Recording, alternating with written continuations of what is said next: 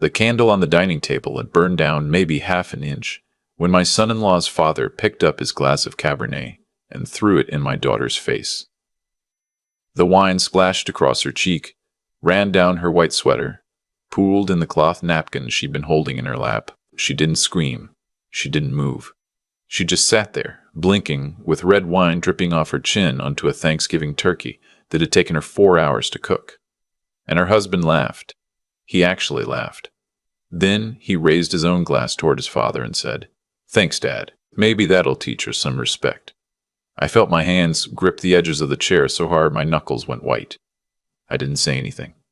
Not yet. I just sat there, watching my daughter's hands tremble in her lap, watching her try to keep her chin up, watching her swallow whatever she wanted to say, because she'd learned a long time ago that saying anything in that house only made it worse. My name is... well, that doesn't matter. What matters is that I was 63 years old that November, a widower of 11 years, and I'd spent the last 7 of those years biting my tongue every time my daughter tried to convince me her marriage wasn't as bad as it looked. I'd watched her grow quieter at family dinners. I'd watched her stop laughing the way she used to when she was a kid. I'd watched her start wearing long sleeves in the summer and saying she was just cold. And every time I tried to bring it up, she'd say, "Dad, please, you don't understand. His family is just different. Different. His family is just different."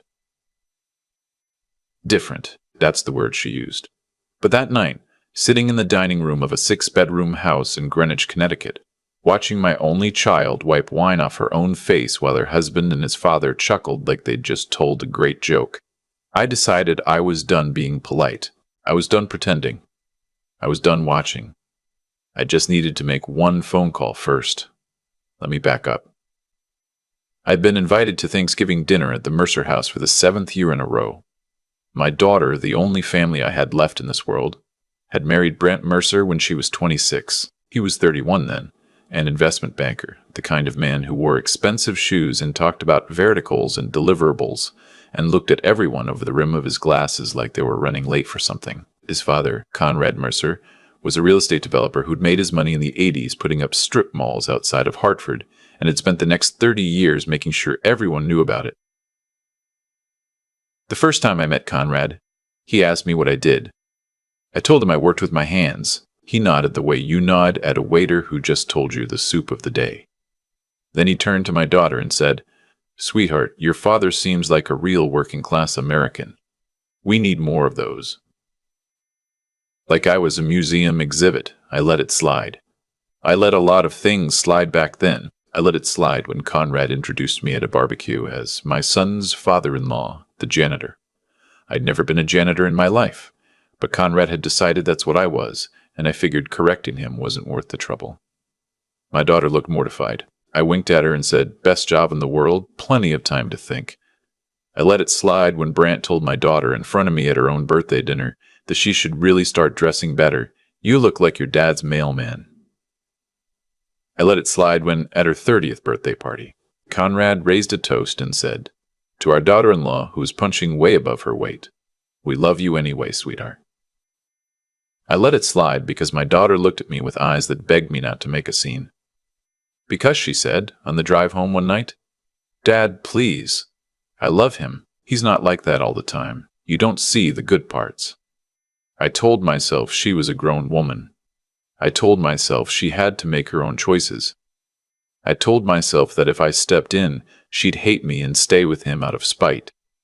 I told myself a lot of things to justify keeping my mouth shut, but I was watching. I was always watching. Now, Thanksgiving, the 7th one.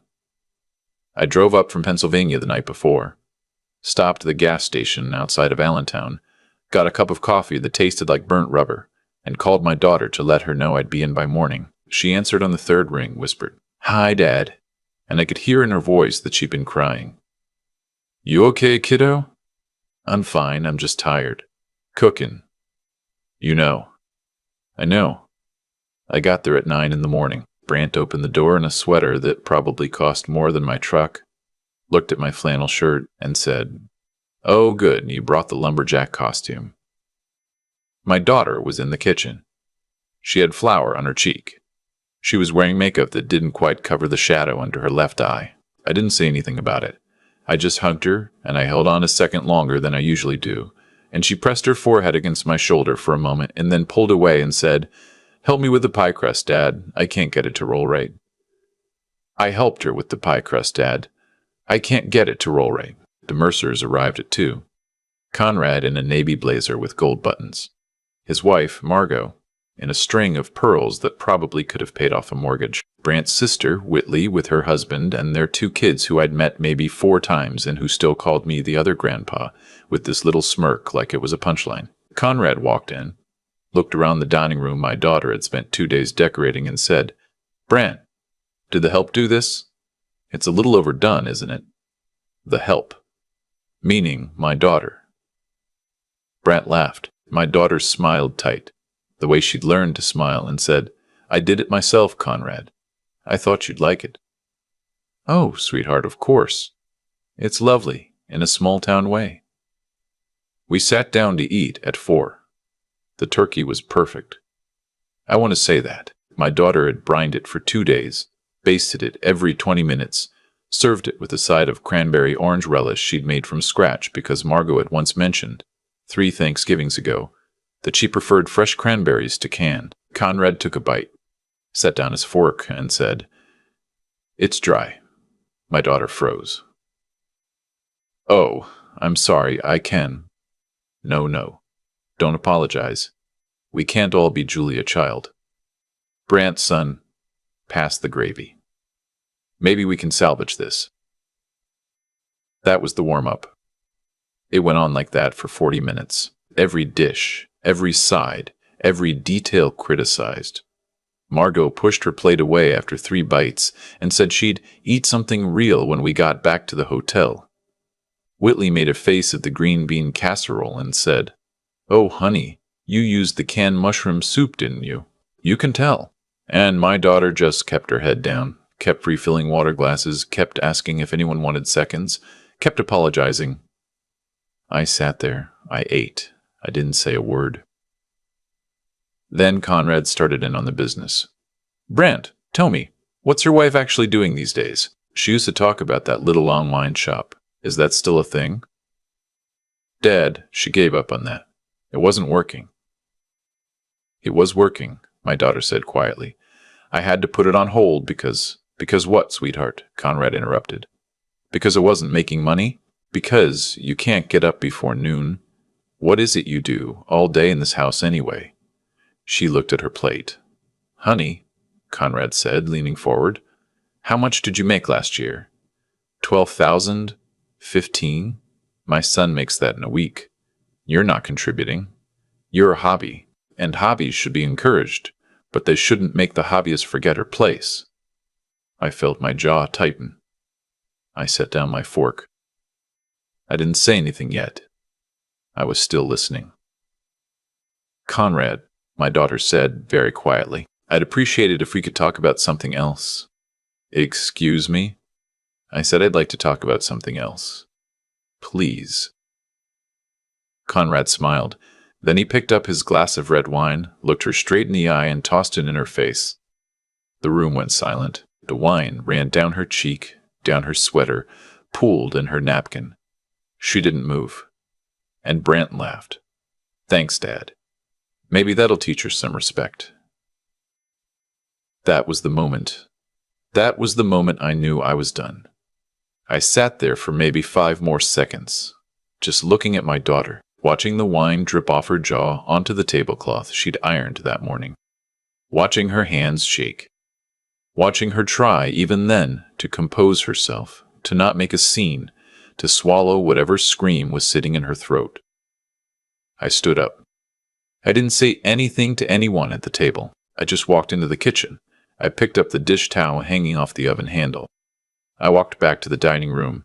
I bent down next to my daughter, and I gently, very gently, wiped the wine off her cheek, off her chin, off the front of her sweater as best I could.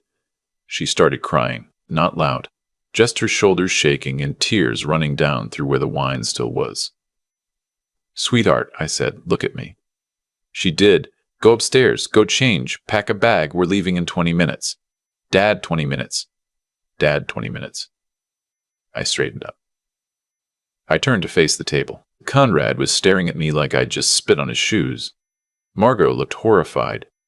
Brant's smirk had faltered for the first time all afternoon. "What did you just say to my wife?" Brant asked. I looked at him. I really looked at him, this soft-handed 38-year-old man who'd spent 7 years grinding my daughter down into something small enough to fit in his pocket. This grown man who just laughed while his father humiliated her in her own home. "I'm taking her home," I said. "She's not staying here tonight. She's not staying here ever again." Brant stood up. "You don't get to make that decision. This is my house. She's my wife. You don't get to walk in here and sit down, Brant." I said it real quiet. "Sit down before I make you." He sat down before I make you. He sat down. I walked out of the dining room. My daughter was already heading up the stairs. I went out to the front porch, pulled the storm door closed behind me, and I took my phone out of my pocket. I dialed a number I hadn't dialed in 8 years. The line picked up on the second ring. "It's been a while, old man. I need you to do me a favor. Anything, you know that. It's about my daughter and the family she married into." There was a pause. Then, "Tell me where to start." I told him. "Now." I said I worked with my hands. That part was true. My daddy was a millwright in western Pennsylvania, and I grew up in a town where you either worked at the plant or you got out. I got out, but not the way most kids did. I joined the Army at 18, did 2 tours, came back, and got recruited into something I'm not going to name on the internet. Let's just say I spent 31 years of my life in a job that didn't have a sign on the door, that paid me in cash and silence, and that introduced me to a lot of men in a lot of places who owed me favors I never called in. I retired at 55. My wife died of pancreatic cancer 4 years later. After that, I bought a piece of land in central Pennsylvania, built a small house on it with my own 2 hands, and spent my time fishing and reading and trying not to think too much about the things I'd done. I never told my daughter any of it. She thought I'd been a logistics contractor. She thought I'd spent my career in warehouses and shipping yards. She believed it because I let her believe it. Some things you don't pass down to your kids. But I'd kept the phone numbers. The man I called that Thanksgiving afternoon was a guy I'd worked with for 14 years. He'd retired the same year I did. He'd gone into a different line of work after, something legitimate now, something that involved a lot of suits and a lot of conference rooms and a lot of access. He didn't know me anything in particular. We just had the kind of friendship that didn't need to be maintained because it didn't go anywhere. We checked in once a year maybe, around Christmas. When I called him that afternoon, I told him what had happened. I told him about Conrad Mercer. I told him about the 7 years of slow grinding. I told him about my daughter's eye. He was quiet for a long minute. Then he said, "Give me 48 hours." I went back inside. My daughter was at the top of the stairs with a duffel bag in her hand. She'd changed into a clean sweatshirt. Her eyes were red, but her chin was up. I noticed that. She wasn't shaking anymore. We walked down the stairs together. Brant was waiting in the foyer with his arms crossed. "You're not seriously leaving?" "I am," my daughter said, and her voice was steady. I want you to understand that. Her voice was steady for the first time in 7 years. "You walk out that door. You don't come back. You hear me? You don't come back." She looked at him. Just looked at him. Then she said, "Okay." We walked out. I drove her back to Pennsylvania that night. We didn't talk much. She slept for most of it, her head against the window, and I kept glancing over at her at red lights and thinking about how she used to fall asleep in the back of my truck when she was 4, with her stuffed rabbit clutched against her chest and her mouth hanging open. She slept in the guest room that night. I sat in the kitchen until 2 in the morning drinking coffee and waiting for my phone to ring. It didn't ring until Saturday morning. "You sitting down? Tell me. Your son-in-law's father has a real interesting history. Go on." Conrad Mercer's real estate empire is built on 3 commercial properties he picked up in 1987, 1989, and 1991. The 1987 property was a strip mall in West Hartford that was the subject of an arson investigation in 1986 that was never closed. The original owner died in the fire. Conrad bought the lot at a tax auction 9 months later for 42 cents on the dollar. Same pattern for the 1989 property. Different town, different fire, different owner who, in that case, didn't die, but did lose everything and ended up taking his own life 6 months later. The 1991 property is the cleanest of the three, but it was bought from a man who'd taken out a loan from a guy named Gallo, who's been a person of interest in a federal racketeering investigation since 2019. I sat down. I hadn't realized I was standing. What else? Conrad Mercer has been laundering money for a man named Salvatore Mancuso for the last 11 years. Mancuso operates out of New Jersey. Construction, waste management, you know the deal. Conrad's been moving Mancuso's money through 3 of his commercial properties in Connecticut. The FBI has known about it for about 2.5 years. They've been waiting for a clean way to get to Mancuso. Conrad was always going to be collateral, but they didn't have enough to move on him yet. How much would it take? It would take a witness, or it would take someone walking the right file into the right office on Monday morning. Can that happen? It can happen by Tuesday. I closed my eyes. And the sun? Brett Mercer is cleaner. But not clean.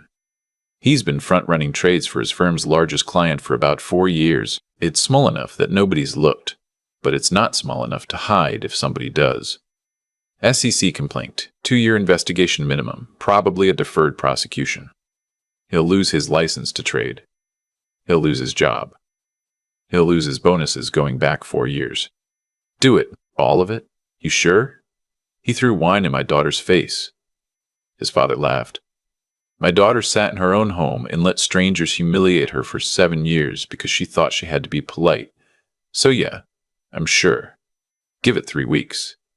It took 2. On the morning of December 17th, federal agents arrived at Conrad Mercer's house in Greenwich with a warrant. They took him out in handcuffs in front of his wife and his housekeeper and 3 neighbors who'd been walking their dogs. The arrest made the local news, then the regional news, then the Wall Street Journal by Wednesday because of the connection to Mancuso, who was indicted the same day in New Jersey. The SEC complaint against Brandt landed 48 hours later. His firm placed him on immediate administrative leave. Within a week, he'd been informed that the firm would not be defending him, that his employment was terminated, and that the partners had voted unanimously to claw back his bonuses, going back 3 years. The bonuses were structured as deferred compensation. He didn't have most of the money anymore. He had the house. He had the cars. He had a wardrobe of cashmere sweaters and a wine cellar. The house was in Conrad's name. Conrad's assets were frozen, pending the federal investigation. The cars were leased. My daughter filed for divorce on January 9th. But I'm getting ahead of myself. Let me tell you about the week between Thanksgiving and the first call. My daughter slept for almost 2 days. When she got up, she came into the kitchen in one of my old flannels, sat down at the table, and asked me for coffee. I poured her a cup. She wrapped her hands around it the way she used to wrap her hands around her cocoa when she was a kid coming in from the snow.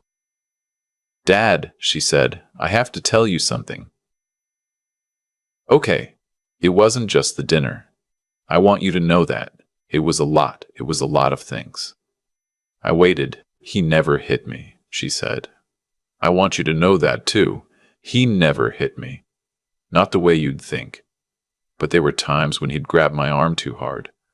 There were times when he'd corner me in the kitchen and yell in my face until I cried and then leave. There were times when he'd take my phone in the middle of the night and look through every single message and accuse me of things. There were times when he'd say things about me that I started to believe. Sweetheart. And his father. His father was the architect of all of it. Brett used to be different, Dad. I know you don't believe me, but he used to be different.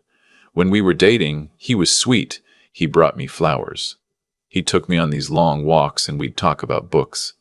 And then we got married, and his dad started coming around more. And Brandt he changed. He became his father. He became exactly his father. I believe you, I said. She started crying. Real crying, not the silent kind she'd been doing for years. The kind where her whole body shook and her face went red and snot ran down her lip, and she didn't care. I sat across from her and I held her hands and I let her cry until she was empty. When she was done, she said, "What am I going to do?" I said. "You're going to stay here, as long as you need, and you're going to figure out what you want to do next, and I'm going to make sure those people never come near you again." Dad. They're not going to just let me go. You don't know what he's like. He's going to fight me on everything. The house, the savings, even the dog. He's going to make my life hell. No, I said. He's not. She looked at me. Really looked at me. Something passed across her face. Some moment of seeing me as I actually was, not as the version of me she'd carried around in her head since she was a little girl. Dad? What did you do for work, really, before you retired? I looked at her for a long minute. Then I said, I worked with my hands, sweetheart, just not the way you thought. She didn't ask me anything else. She just nodded slowly. And then she squeezed my hand and said, "Okay." That was the last time we ever talked about it, after the arrests, after the SEC complaint, after Brandt was fired and Conrad was indicted and the Mercer family found out very quickly who their friends actually were. My daughter filed for divorce. Her lawyer was a woman I'd been introduced to through my old friend, a divorce attorney out of Stamford, who specialized in high net worth cases where one party was either a federal defendant or about to become one. She took my daughter's case on a flat fee. She didn't lose. Brandt tried to fight. He tried to claim my daughter had been an unfit partner who had withheld marital support. His lawyer was paid for briefly by his mother, until Margot realized her own assets were in jeopardy through Conrad. Then his lawyer dropped him. He represented himself for the final hearing. He showed up in a wrinkled shirt with a stain on the collar and tried to argue that the marital home should be split. The judge looked at him for about 6 seconds and then awarded my daughter 80% of everything that wasn't already frozen by the federal government, on the grounds that he had hidden assets and engaged in financial misconduct throughout the marriage. The misconduct was the front-running. Federal cooperation agreements had made it public record by then. She walked out of that courtroom in March with a settlement check, a refurnished apartment in Lancaster 15 minutes from my house, and a dog the judge made Brandt hand over in the parking lot. Brandt cried when he gave her the dog. I want to be clear that the dog was not crying. Conrad pled out in August. His attorney negotiated him down from a potential 30-year stretch to 14 years in federal prison, with a possibility of release after 11 on good behavior. He'll be 78 when he gets out. Margot filed for divorce the week after his sentencing. She kept the Greenwich house, which, it turned out, had been in her name the whole time. Conrad had put it there in 2006 for tax purposes. She also kept the staff. None of them attended the sentencing. Brandt got 2.5 years for the front-running, which was less than I'd hoped for, but more than his lawyer had predicted. He served 18 months at a federal camp in West Virginia. When he got out, he moved to Charlotte, where his sister lived. The sister, I should add, had stopped speaking to him in May, when she found out that some of the money Conrad had been laundering had passed through a trust she'd set up for her kids. She wasn't charged, but she was, by all accounts, deeply embarrassed, which is a kind of justice all its own. I never saw any of them again. My daughter spent the first year just trying to remember who she was. She didn't get a job right away. She didn't date. She didn't do much of anything but sleep and read and walk the dog and have dinner with me 3 nights a week. She lost weight, then gained it back, then started running, then stopped, then started again. She cried sometimes for no reason. She laughed sometimes for no reason. She apologized constantly, for everything, for nothing, for taking up space, for asking for a second cup of coffee, for needing me. I told her every single time that she did not have to apologize for being in my kitchen. About 14 months after the divorce, she came over for dinner one night with a sketchbook. She opened it on the table. She'd been drawing again. She used to draw all the time when she was a teenager, and then somewhere along the way she stopped. The way you stop a lot of things when somebody convinces you. slowly, over years, that nothing you do is worth doing. The drawings were good. They were really good, she said. I want to try doing this for real. I want to see if I can sell some prints. I want to see if I can make a thing of it. I said, do it. She did it. She started a little online shop, the way she tried to before. Only this time, nobody was telling her she was wasting her time. Nobody was telling her she was a hobby. Nobody was throwing wine in her face for talking about it at dinner. It grew slowly. Then, less slowly. Then, by the third year, she had a small studio in downtown Lancaster and a wholesale account with a gift shop chain and a part-time assistant. She still drove out to my place on Sundays. She still brought the dog. The dog, who I should mention, is a 30-pound mutt of indeterminate origin named Otis, who hates men in suits and has never once growled at me, has become one of the great loves of my life. My daughter got remarried last spring. I want to tell you about him because he deserves to be told about. His name is a name I'm not going to share, but he's a high school history teacher in Lancaster County. He's 2 years older than her. Divorced, no kids. He plays guitar, badly, in a band that plays at the local Elks Lodge once a month. He brought me a bottle of homemade hot sauce the first time he met me and didn't try to compliment my house or impress me with anything. He just sat at my kitchen table and asked me about fishing. We talked about fishing for an hour. Then he asked if he could see my workshop. I showed him. He noticed the lathe and asked if I made my own tool handles. I said sometimes. He said, "That's beautiful work, sir." He calls me sir. I've told him not to. He does it anyway. I've made my peace with it. He treats my daughter the way her mother was treated by me, which is to say, like she is the most important person in the room, every time, without exception. He thinks her drawings are the best drawings in the world. He listens when she talks. He laughs at her jokes, the real ones, not the polite ones she used to make for Brant's friends. He shows up. At their wedding, he gave a speech in which he said, "I am the luckiest man I know, because she chose me, and she didn't have to." I sat at that table and I cried like a child. There's one more thing I want to tell you, and then I'm going to stop. A few months after Brant got out of federal camp, my daughter received a letter. It was handwritten, on cheap paper, postmarked from Charlotte. She didn't open it for 2 weeks. She brought it to my house on a Sunday, sealed, and asked me to open it for her because she couldn't. I opened it. I read it first. Then I read it to her. It was an apology, a long one, 4 pages, front and back. It talked about therapy. It talked about understanding now what he hadn't understood then. It talked about his father and how he'd grown up watching his father treat his mother that same way, and how he'd thought it was normal until he wasn't around it anymore. He didn't ask for forgiveness. He didn't ask for anything, in fact. He just said he was sorry.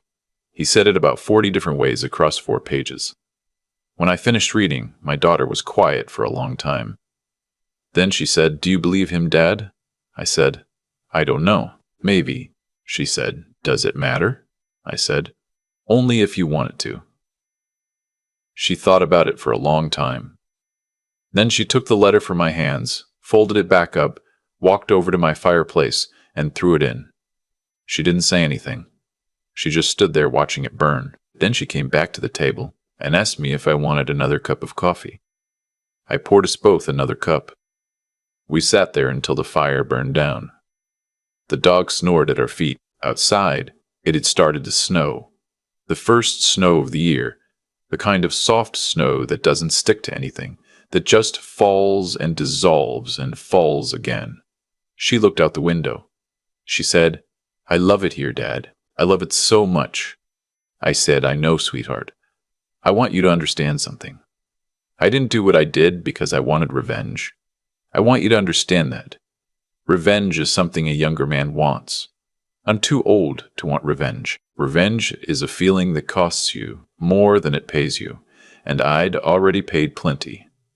I did what I did because my daughter is the only family I have left in this world. Because her mother is buried in the cemetery in western Pennsylvania, and I promised her before she died that I would take care of our girl no matter what happened. Because for 7 years I watched our daughter become someone smaller and quieter and sadder, and I told myself it wasn't my place to step in. Because the night I held her in my kitchen and watched her cry and realized she was 28 pounds lighter than she'd been at her wedding, I understood that I had been wrong. I had been wrong for years. The phone call wasn't revenge. The phone call wasn't revenge. The phone call was correction. The phone call was a father, very late, doing what a father is supposed to do. And the rest of it, the lawyers, the dog, the apartment in Lancaster, the slow rebuilding, the snow falling outside the kitchen window, the husband who calls me sir, the studio in downtown Lancaster, the laugh I'd thought she'd lost forever. And that came back, slowly, in pieces, over years, until one night last summer, I heard her laugh at something her new husband said, and I had to walk out onto the porch because I didn't want her to see me cry. The rest of it is what I fought for, not the destruction of the Mercers. They destroyed themselves. They were always going to. They were a family built on cruelty, and they were going to come apart eventually. I just made it happen faster. What I fought for was the kitchen, the Sunday dinners, the dog, the drawings, the laugh. I fought for the freedom of my only child to exist in this world without flinching, and I would do it again. I have been turning this over in my head for a long time now. And I think what I learned, more than anything, is that cruelty is never an isolated event.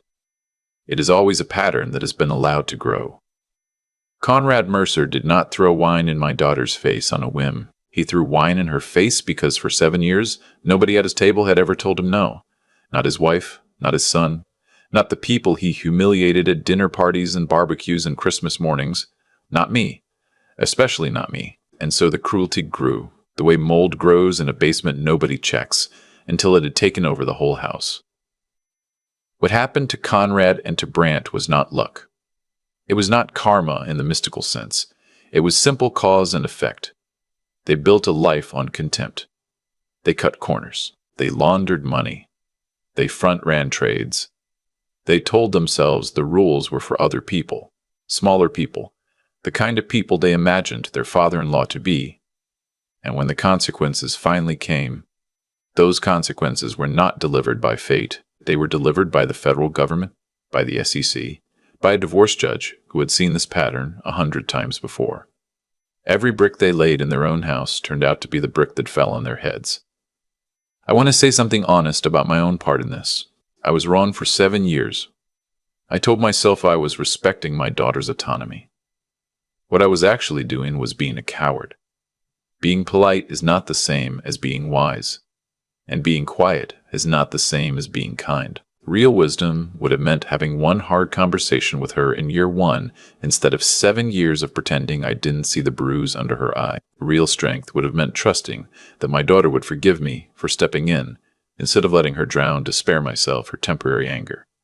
I learned that too late. I am still learning it. If I could tell you anything, from 63 years of mostly getting things wrong before I got them right, it would be this. Build your character the way you would build a house, slowly, on a foundation you have inspected yourself. Choose what you tolerate, because what you tolerate is what your children will marry. And when the moment comes, and it will come, when you have to choose between being comfortable and being useful to someone you love, choose useful. Every time. Even when it costs you, even when you are afraid, the comfort will come back later. The chance to protect the people you love does not.